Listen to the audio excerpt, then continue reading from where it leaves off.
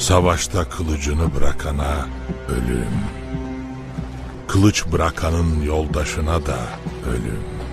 Firar eden kişiye ölüm.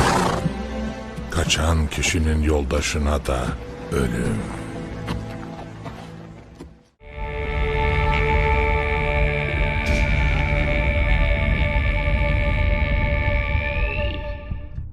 Moğolların hanı, dünyanın yarısına hakim olmuş bir imparatorun sözleri. Bu sözler Timuçin yani Cengiz Han'ın Moğollara uyguladığı ve zorunlu kıldığı kurallardı.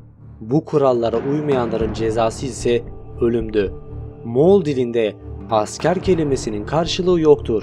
Çünkü tüm Moğol toplumu çatışma esasına göre kurulmuştur.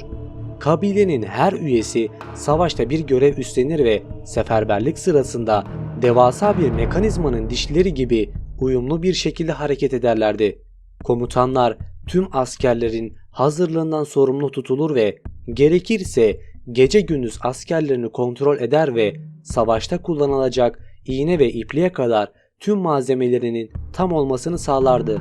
Ordularında ordu askerlere maaş vermez, tam aksine askerler üstlerine yağmadan pay verilirdi. Moğollar çok verimli ve korkutucu savaş taktisyenleriydi ve bu yeteneklerini çok savaşarak geliştirmişlerdi. Genelde şok taktiklerini kullanıyorlardı. Sahte geri çekilmeler, sürpriz saldırılar, psikolojik savaş ve hatta rehine alma ve insan kalkanlar kullanmak Moğolların klasik manevraları arasındaydı. Önce düşmana zırh delici oklar atarak savaşı başlatırlar. Ardından da ölümcül atlı saldırısıyla onları yok ederlerdi. Bazen de düşman yalandan kaçmakta olan zayıf Moğol güçleri tarafından gizli okçuların olduğu bölgeye çekilir ve burada imha edilirdi. Büyük hedeflere saldırırken yani büyük şehirler gibi çok uzun mesafeye yayılırlar ve iletişim için mesaj sistemlerinin gücünü kullanırlardı. Ayrıca kuşatma teknolojisinde uzman ve kendilerine boyun eğmeyenlere karşıysa çok acımasızlardı. Bu taktiksel özellikler kendilerini o dönemin bir numaralı savaşçı gücü yapmıştır. Tarih boyunca Rusya'yı kışın işgal edebilen tek ordu Moğol ordusudur. Askeri başarısında casusları ve istihbarat sistemlerini sistematik bir şekilde kullanması yatıyordu. İhaneti asla kabul etmezdi. Kendi düşmanına dahi ihanet edenleri idam etmiştir. Camoka'nın adamları kendisine ihanet ederek onu Cengiz Han'a teslim ettiler. Camoka'nın adamları Cengiz Han'dan ödül beklerken Cengiz Han onları idam etmiştir. Mezarının yeri bilinmesin diye cenaze törenine katılan herkesin öldürüldüğü söylenir. Halen bile gömüldüğü yer hakkında en ufak bir ipucu yoktur. Moğolistan'da kutsal bir öğe olarak görülen Cengiz Han'ın mezarı lanet getirecek gibi hurafeler sebebiyle araştırılmamaktadır. Hayatı boyunca 20 milyon insanı öldürdüğü söylenir. Fethettiği topraklar bugüne kadar fethedilmiş en büyük topraklardı. Cengiz Han ölürken sahip olduğu topraklar Büyük İskender'in 4, Roma'nın 2 katıdır. O öldükten sonra oğulları toprakları 2 katına kadar genişletmişlerdir. Moğol İmparatoru Cengiz Han 1162 yılında Moğolistan'da doğdu. Çocukluk adı olan Timuçin, Çince mükemmel savaşçı anlamına gelen Chen Zai kelimesinden gelmektedir. Rivayete göre Timuçin bir eli yumruk şeklinde doğdu ve avucu açıldığında içinin kan pıhtısıyla dolu olduğu görüldü. Babası Yasugei bunu öğrenince oğlunun büyük bir savaşçı olacağını ve yeryüzünde çok kan dökülmesine yol açacağını söyledi. Babası Yasugei 12 ve 13. yüzyılda Moğolistan'la büyük ün ve güç kazanmış Kıyat Tatar boyunun önderiydi. Annesi aynı boydan gelen Ulun Hatun, Timuçin'i ve diğer çocuklarını eski Türk geleneklerine göre yetiştirmeye çalışan fedakar bir kadındı. Yasugei büyük bir savaşçı olacağını söylediği oğlu Timuçin henüz 10 yaşındayken öldü. Yönetimi altındaki halkın birliği dağıldı. Ulun Hatun ve çocukları kimsesiz, yardıma muhtaç bir hale geldiler. Bu zorlu yaşam koşullarında büyüyen Timuçin uzun boylu, güçlü, kuvvetli, atılgan bir genç adam olmuştu. Bütün gün at üstünde kalabiliyor, okunu ustalıkla kullanabiliyordu. Timuçin ve kardeşleri babalarının ulusunu kendi çevrelerinde toplamaya ve bütün halkı bir araya getirmeye karar verdiler. Bu çağda birçok derebeyli bölünmüş olan Moğolistan'da iki güçlü han vardı.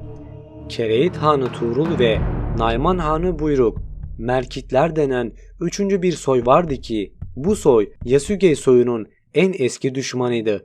Yasugei'nin oğullarının güçlenmesi karşısında telaşa kapılan Merkitler bir gece Temujin ve kardeşlerinin karargahına bir baskın düzenlediler. Temujin'in annesini ve karısını kaçırdılar. Bütün malı mülkü yağmalanan Temujin canını zor kurtararak Haldun Dağı'na sığındı. Merkitlere karşı koyabilmek ve ailesini kurtarabilmek için babası Yasugei'nin dostu Kereit Hanı Tuğrul'dan yardım istedi. Tuğrul Han, Temujin'in emrine büyük bir ordu gönderdi. Temujin böylece ailesini Merkitlerin elinden kurtarabildi. Temujin'in giderek güçlenmesiyle diğer boylarda ayaklanmalar başladı. Savaş sırasında dostu Tuğrul Han da ölünce Kereit boyu Temujin'in tebaasına katıldı.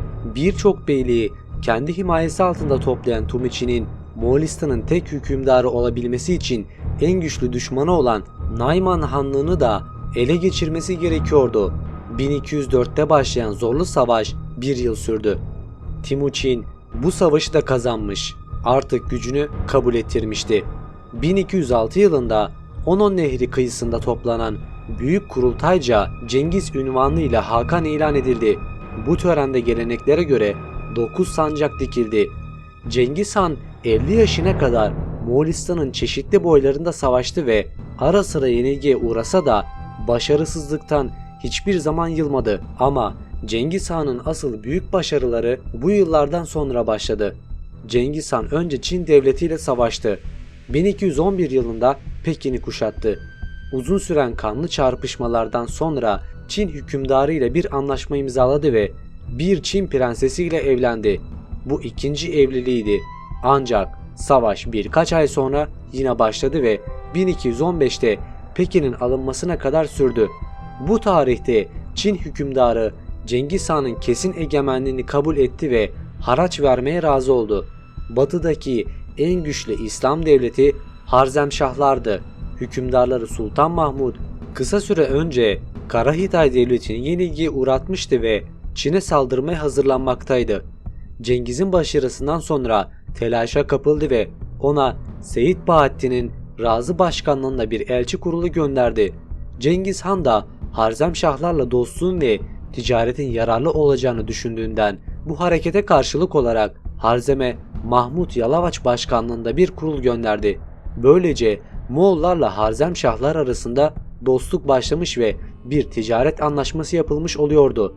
Bu anlaşma üzerine 1218'de 450 kişilik Moğol ticaret kervanı o çağın en pahalı mallarını İslam ülkelerine götürmek üzere yola çıktı.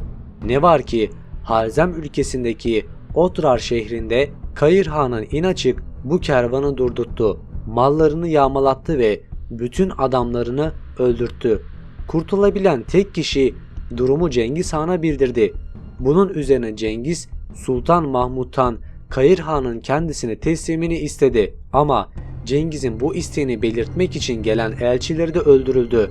Tarihe Otrar faciası adıyla geçen bu olay İslam ülkelerine Moğol akınlarının başlamasına neden oldu. Cengiz Han, Harzem devletinden öç almaya karar vererek büyük bir sefer düzenledi. Yolu üzerindeki Karahitay ve Nayman beyliklerini ele geçirdi.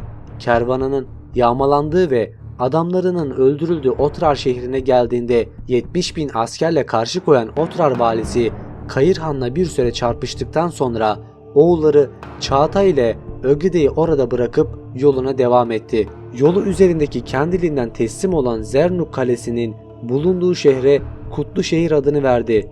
Mavere Hun Nehir denilen İslam bölgesinde Cengiz Han'ın ordularınca kıskaca alındı. Ardından Semerkant'ı geçen Cengiz Han Buhara'yı kuşattı.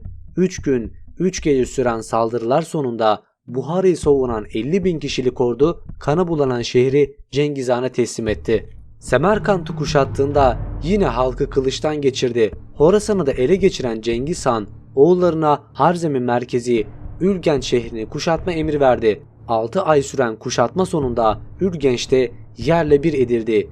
İntikamı Cengiz Han'ın tarih sayfalarına kanlı hükümdar olarak geçmesine neden olmuştu.